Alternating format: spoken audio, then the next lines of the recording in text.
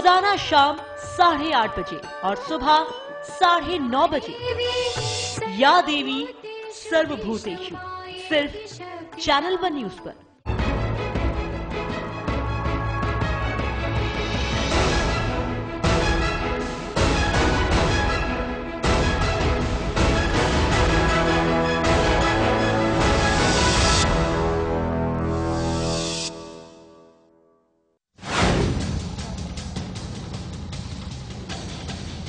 वाड्रा और डीएलएफ की डील रद्द, सौदे की जांच करे आईएएस अधिकारी का तबादला। चकबंदी विभाग ने बीज निगम में ट्रांसफर किए गए का खेमका। हिमाचल विधानसभा चुनाव, मुख्यमंत्री धूमल ने किया नामांकन, हमीरपुर से भरा पर्चा।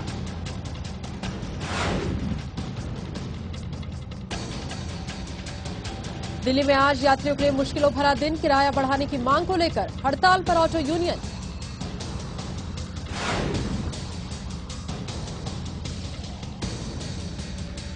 लंबे इंतजार के बाद आखिरकार एक दूसरे के हुए सैफ और करीना। 18 अक्टूबर को गुड़गांव में होगी रिसेप्शन पार्टी।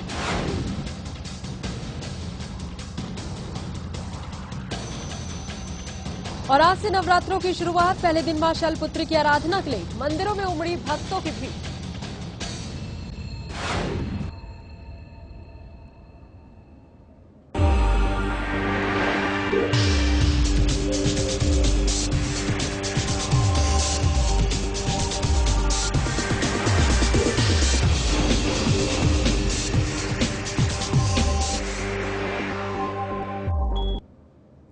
हरियाणा सरकार ने एक विवादास्पद फैसले में उस अधिकारी का तबादला कर दिया जिसने सोनिया गांधी के दामाद रॉबर्ट वाड्रा की कंपनी और डीएलएफ के बीच किए गए जमीन के करार का आदेश दिया था।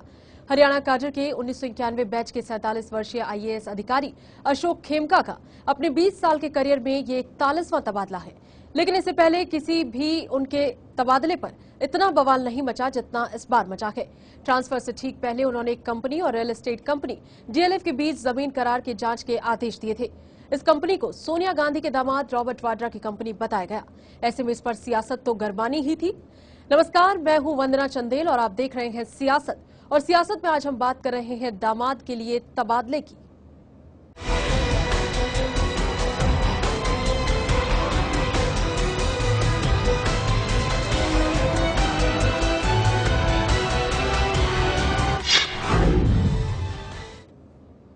वाड्रा और डीएलएफ के बीच हुई डील रद्द हो गई है। हरियाणा चकबंदी विभाग ने कार्रवाई करते हुए डील को कैंसिल कर दिया है। लेकिन इस बीच रॉबर्ट वाड्रा और डीएलएफ के बीच जमीन के लेन देन की जांच बिठाने के लिए वरिष्ठ आईएएस अफसर डॉक्टर अशोक खेमका का तबादला कर दिया गया। खेमका हरियाणा के भू राजस्व विभाग में थे, लेकिन अब उन्हें बीज विकास विभाग में महानिदेशक बनाकर भेज दिया गया है। उन्हें पहले भी ईमानदारी की कीमत चुकानी पड़ी है। आईएएस अधिकारी अशोक खेमका का ट्रांसफर केंद्र सरकार और हरियाणा सरकार दोनों की मुश्किलें बढ़ा सकता है। सोनिया गांधी के दामाद रॉबर्ट वाड्रा और रियल्टी कंपनी डीएलएफ के बीच हुई जमीन डील्स के जांच का आदेश देने के कुछ घंटों के भीतर ही हरियाणा सरकार ने आईजी रजिस्ट्रेशन अशोक खेमका का तबादला बीज निगम में कर दिया। खेमका ने डीएलएफ वाड्रा के बीच हरियाणा के 4 जिले गुड़गांव, फरीदाबाद, पलवल और मेवात में हुई जमीनों की खरीद बिक्री की जांच शुरू करवाई थी। उन्होंने 15 अक्टूबर को ही मानेसर शिकोहपुर की उस 3.5 एकड़ जमीन का म्यूटेशन रद्द किया था, जिससे वाड्रा की कंपनी स्काईलाइट हॉस्पिटैलिटी ने डीएलएफ को 58 करोड़ में बेचा था। जांच में इस सौदे में अनियमितता पाई गई थी।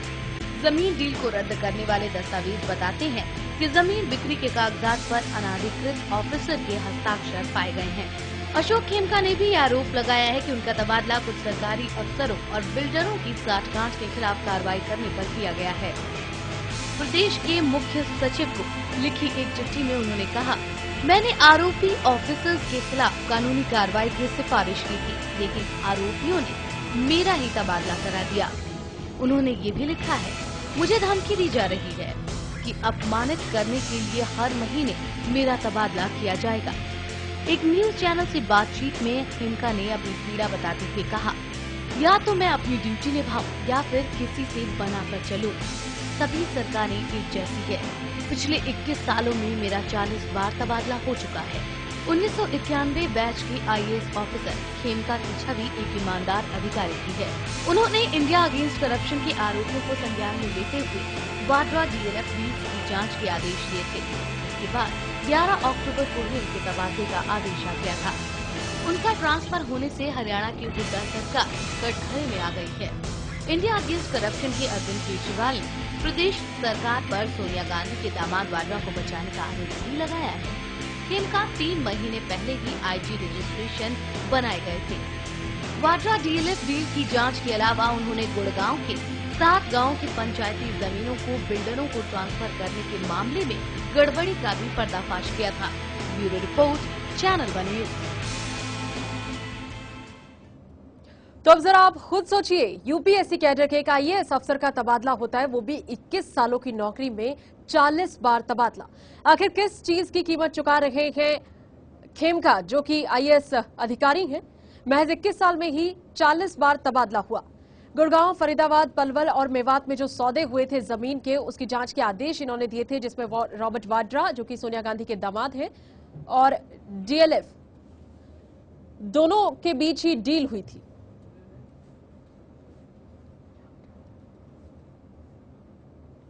और इस खबर पर ज्यादा जानकारी के लिए इस वक्त हमारे संवाददाता चंडीगढ़ से रामचंद्र लठवाल हमारे साथ बने हुए हैं। क्या कुछ जानकारी इस मैटर को लेकर आपके पास है लठवाल, क्योंकि बहुत सेंसिटिव इशू है ये और अब तो हाई प्रोफाइल भी है। आखिरकार तमाम चीजें हुई, जांच की भी आदेश दे दिए जो IAS अधिकारी थे उन्होंने, उसके बावजूद उल्टा उन्हीं का तबादला कर दिया गया। ऐसा लगता है पूरे मैटर में सरकार इसे दबाने की कोशिश कर रही है। वंदना, बिल्कुल जिस तरह से ऑफिसर ने एक अक्षोभ प्रदर्शन किया है कि पत्र के द्वारा मुख्य सचिव को एक चिट्ठी लिखी है, और ये पूरा मामला जिस तरह से उभर कर सामने आया है, ये पूरा मामला जो है माने सर एक जगह जहां 2008 में 7.5 करोड़ में जमीन खरीदी गई थी और 2012 में 58 करोड़ में उसका सौदा हुआ था, उसकी म्यूटेशन कहीं ना कहीं इस ऑफिसर ने नहीं दी थी, और जो एक कंपनी और एक व्यक्ति विशेष के बीच में एक डील हुई थी, उसकी जांच के आदेश दिए थे। और उसके बाद जिस तरह से अब लगातार इनके तबादले और लगातार इस तरह सवालों को लेकर हरियाणा सरकार जरूर से उठे, और मुख्यमंत्री ने कहा है कि इस पूरे मामले की जांच करवाई जाएगी। बिल्कुल लठवाल, जिस तरीके से आप बता रहे हैं जांच करवाने की बात तो की गई है, लेकिन जांच से पहले ही आपने उस अधिकारी का तबादला करा दिया जिसने मामले में जांच के आदेश दिए थे। आप प्रेशर पॉलिटिक्स खेल रहे हैं यहाँ पे अपने आप को सेव करने के लिए, चाहे वो हरियाणा की कांग्रेस सरकार हो या फिर केंद्र की सरकार हो। आपने एक अधिकारी को ही रास्ते से हटा दिया, ऐसा ही लग रहा है कि यही कोशिश की जा रही है।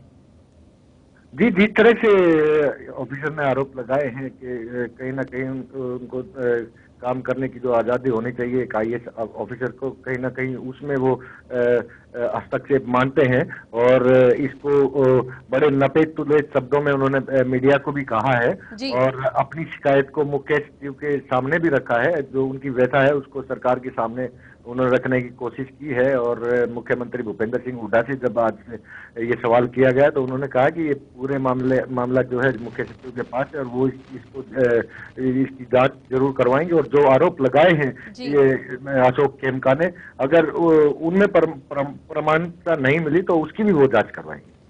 बिल्कुल, बहुत बहुत शुक्रिया आपका लठवाल इस तमाम जानकारी के लिए। तो बहुत सेंसिटिव इशू है, बहुत हाई प्रोफाइल मामला है, लेकिन अब जो पूरा माहौल तैयार हुआ है वो इस बात को लेकर कि आखिरकार इस मसले में जब जांच चल ही रही थी, जब जांच की बात हो ही गई थी, तो फिर ऐसी क्या जरूरत आन पड़ी कि आनन फानन में एक IAS अधिकारी का तबादला कर दिया जिसने इस पूरे मामले में पहले ही जांच के आदेश दिए हुए थे। फिलहाल हमारे साथ हमारे एग्जीक्यूटिव एडिटर विपिन धुलिया जी बने हुए हैं।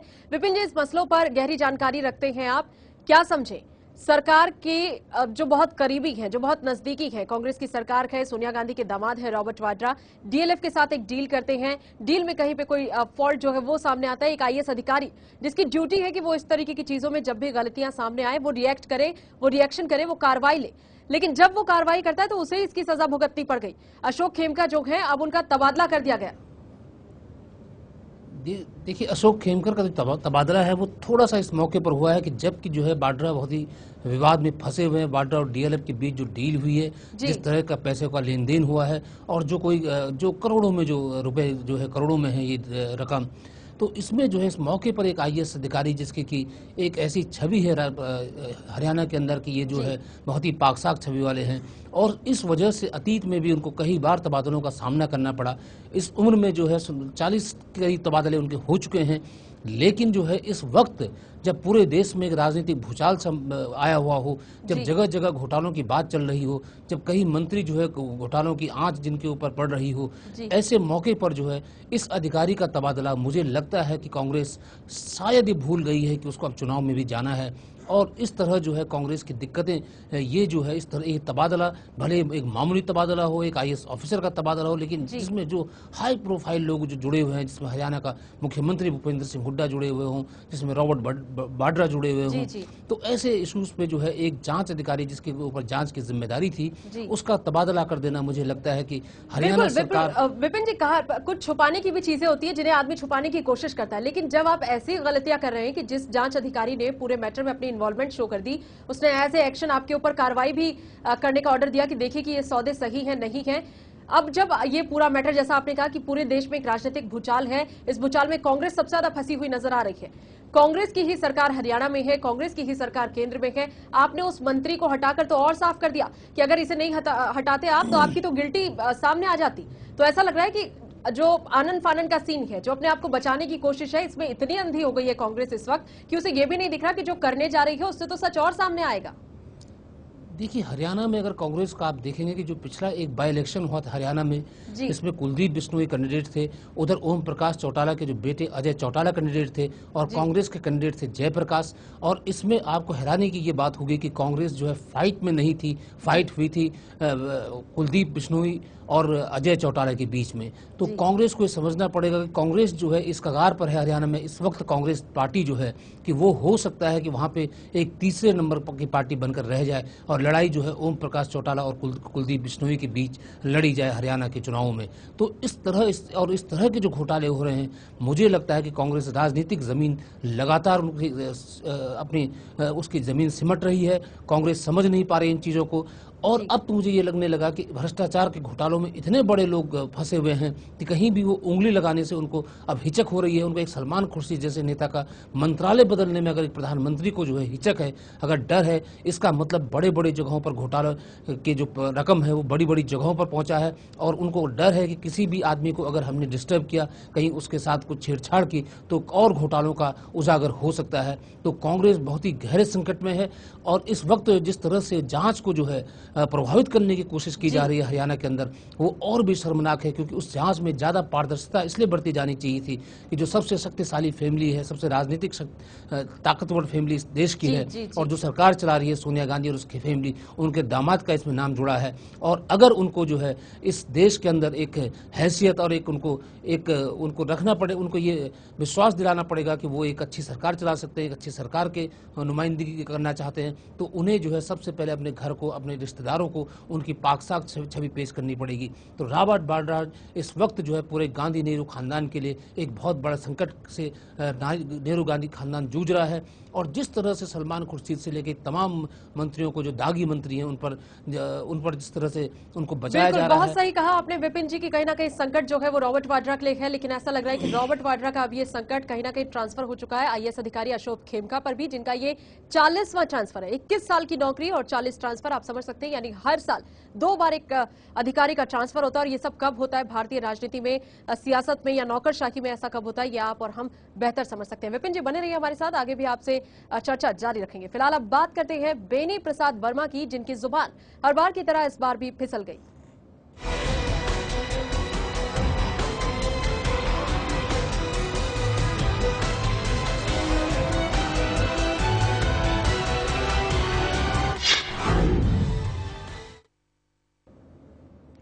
अक्सर अपने बयानों को लेकर चर्चा में रहने वाले इस्पात मंत्री बेनी प्रसाद वर्मा ने एक और विवादित बयान दिया है। बकौल बेनी, सलमान खुर्शीद के ट्रस्ट पर लगे वित्तीय फर्जीवाड़े के आरोप इसलिए सही नहीं हो सकते क्योंकि ये कैबिनेट स्तर के एक मंत्री के लिए बेहद मामूली बात है कि वो 71 लाख के लिए इस तरीके का घोटाला करे। हम मानते हैं कि 71 लाख में कोई घपला सलमान खुर्शीद जैसे आदमी नहीं कर सकते।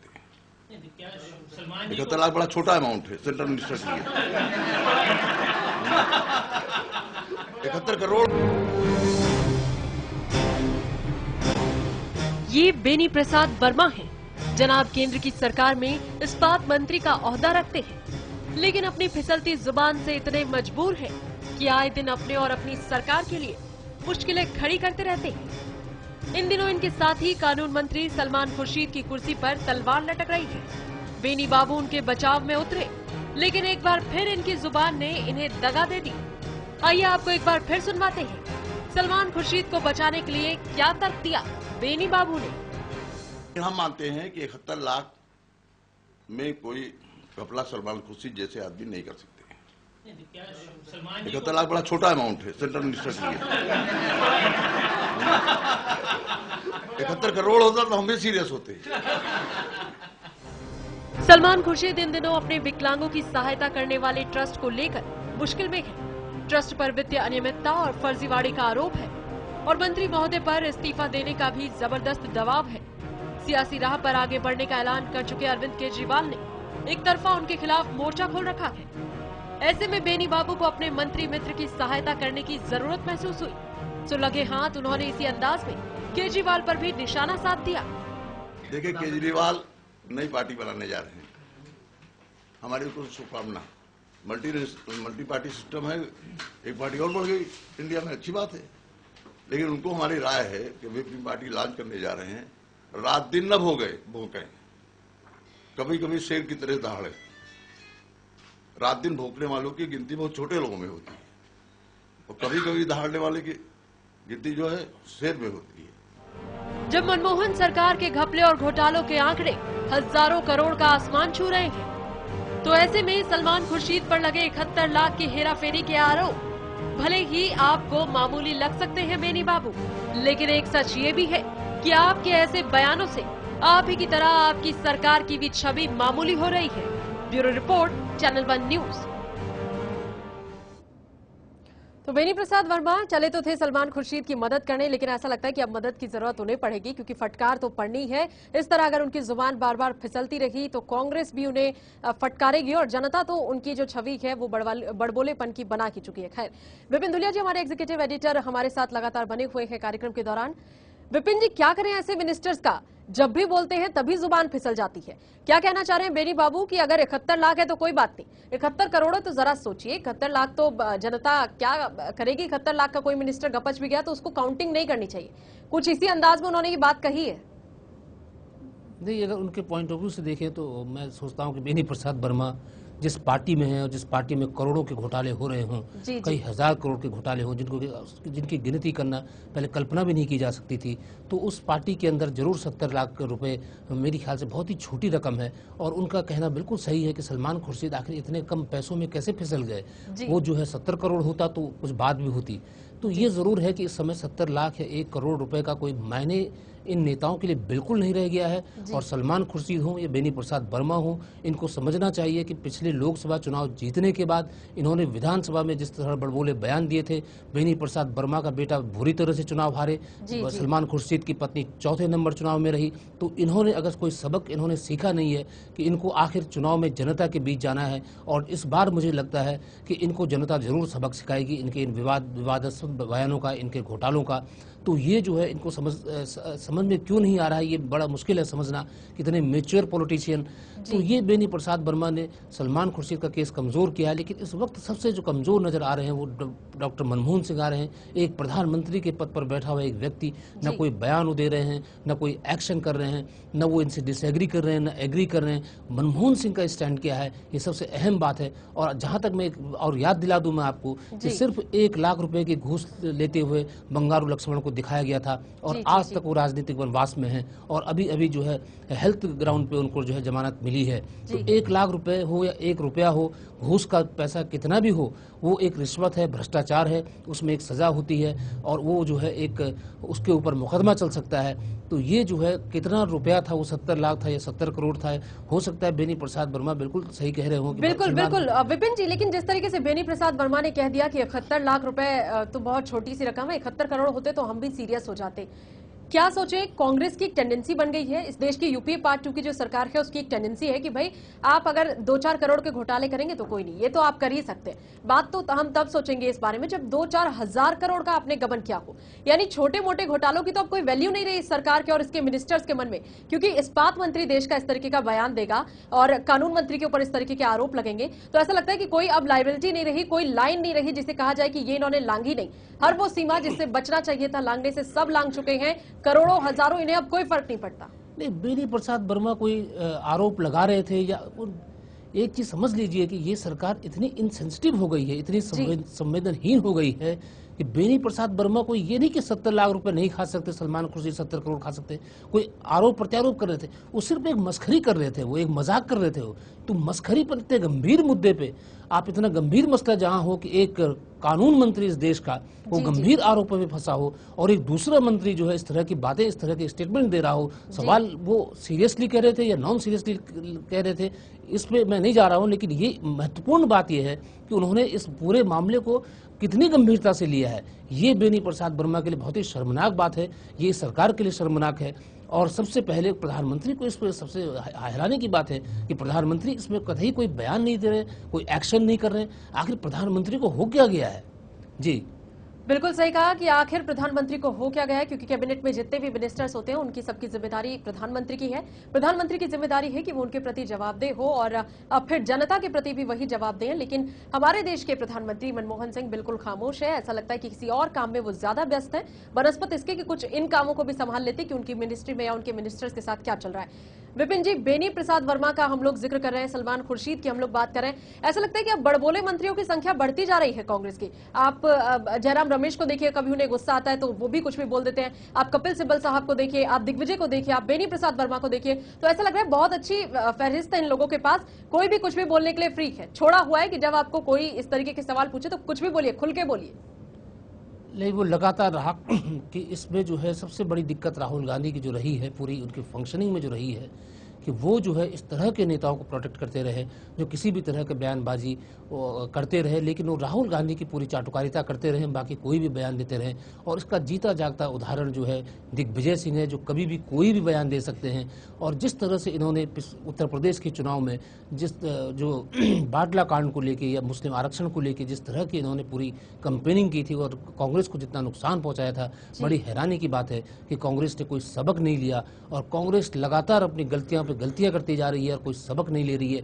ये सबसे गंभीर बात है कि इस पार्टी जो कि एक बड़ी पार्टी थी, इस वक्त जो है इसका ग्राफ जितने नीचे गिर गया है, इस पार्टी के ऊपर जो भी आरोप लग रहे हैं, तमाम मंत्रियों का एक झुंड जो है उसके डिफेंस में आ जाता है। करप्शन का कोई भी मामला उठाया जाए तो उसको कंसर्न आदमी के बजाय इनके 8-10 जो मंत्री हैं वो और पार्टी के जो नेता हैं वो आगे आके खड़े हो जाते हैं। रॉबर्ट वाड्रा ने अब तक अपनी सफाई में कोई बयान नहीं दिया, लेकिन मंत्रियों का एक आधा दर्जन मंत्री और पार्टी नेता जो है उनके बचाव में आ गए। इसी तरह से सलमान खुर्शीद को पहले शुरू में पार्टी ने कहा कि अपना पक्ष वो खुद रखेंगे, लेकिन पता नहीं कहां से उन बाकी नेताओं को, बड़े बड़े नेताओं को, वो जो फौज बनी हुई है, हंगामा ब्रिगेड जो कांग्रेस की बनी हुई है, उसको कहां से इशारा मिला कि सब के सब एकाएक जो है सलमान खुर्शीद के पक्ष में एक के बाद एक बयान देने लगे।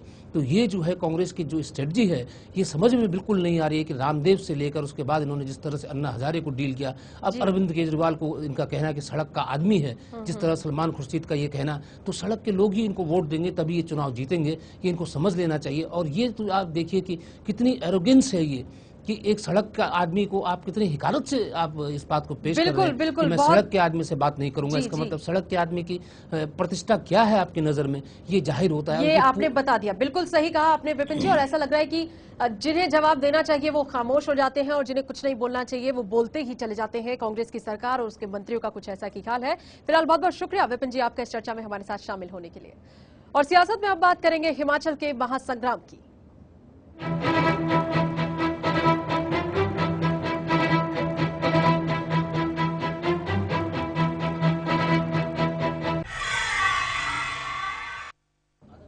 हिमाचल का महासंग्राम जारी है। मुख्यमंत्री प्रेम कुमार धूमल ने हमीरपुर विधानसभा सीट से अपना नामांकन पर्चा भर दिया है।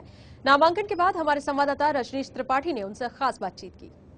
हमारे साथ मुख्यमंत्री प्रेम कुमार धूमल प्रत्याशी हैं हमीरपुर से, हम उनसे बात करते हैं कि कहे दिल से धूमल से वाकई जनता के दिल में है विनोद जी, सबसे पहले सवाल ये आता है, एक नारा बड़ा अच्छा आया है कि कहो दिल से धूमल फिर से, और जनता के दिल में धूमल बस रहा है। क्या आपको लगता है कि वाकई आप जनता के दिल में है? इसका निर्णय तो जनता ही कर सकती है। नारा भी जनता ने दिया है, फैसला 4 नवंबर को वो करेंगे, रिजल्ट 20 दिसंबर को आएगा और फिर उसमें फैसला सामने आ जाएगा। जनता ने आज तक बहुत प्यार दिया, मैं उनका आभारी हूँ और मुझे उम्मीद है इस बार भी आशीर्वाद प्यार मिलेगा। जी, कल मैं बेहद के पास गया था, उन्हें वो रो दिए, उन्होंने कहा कि मेरा जीवन 50 साल का राजनीतिक कैरियर में हो गया, मैं और लोगों की तरह नहीं, जो एक पार्टी दूसरी पार्टी है, वो रो रहे थे।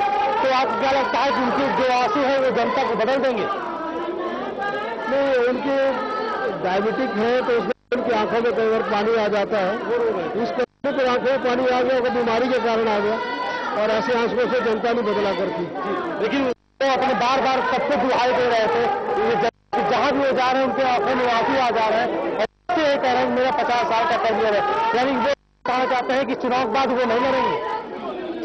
नहीं, जनता इसके बाद चुनाव लड़ने योग्य छोड़े, इस चुनाव में जब वो हारेंगे निश्चित तौर पे, तो उनका अपना मन है, लड़े हमको चाहे वो बार बार लड़े। उनका एक सवाल ये भी आ रहा बार बार कि मेरे ऊपर आरोप लगाए जा रहे हैं, वो बीजेपी का आरोप है, तो बीजेपी मुझे फंसाना चाह रही है।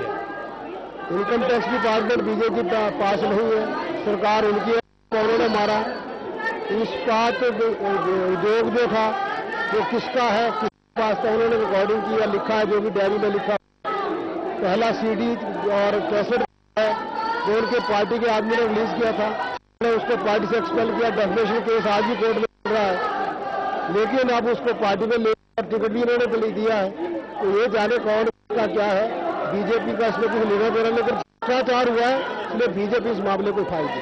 जनता बहुत खुश है विमल जी, इसके लिए मैं आपको बधाई दूंगा। वो युवा वर्ग हो, महिला वर्ग हो, बुजुर्ग वर्ग, तीनों का संगम यहाँ पे है, तीनों काफी खुश है, और उनका साथ कहना है कि विमल जी फिर से सरकार बना।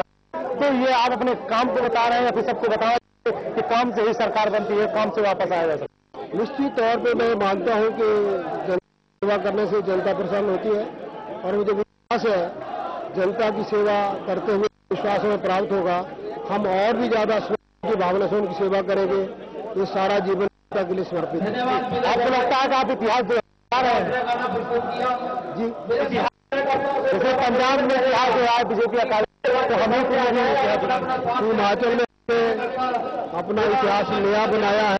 पहले यहाँ 2.5 वर्ष से ज्यादा सरकार ने जो दी 5 लाके दिखाई, फिर कहा गया गठबंधन में बनती है, भारतीय जनता पार्टी सरकार बने तो विशुद्ध बना के भी हमने दी है, अब रिपीट करके भी दिखाएंगे, जनता के आशीर्वाद से, भगवान के आशीर्वाद से।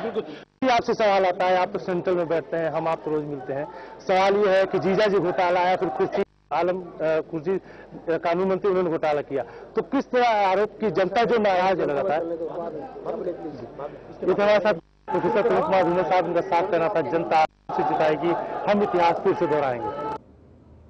तो बीजेपी आश्वस्त है कि कांग्रेस पूरी तरह पस्त है और किसी भी कीमत पर जीत उसी की होने वाली है। फिलहाल होगा क्या, ये तभी पता चलेगा जब विधानसभा चुनाव होगा और उसके नतीजे सामने आएंगे। इसी के साथ सियासत में फिलहाल इतना ही। दीजिए इजाजत, नमस्कार।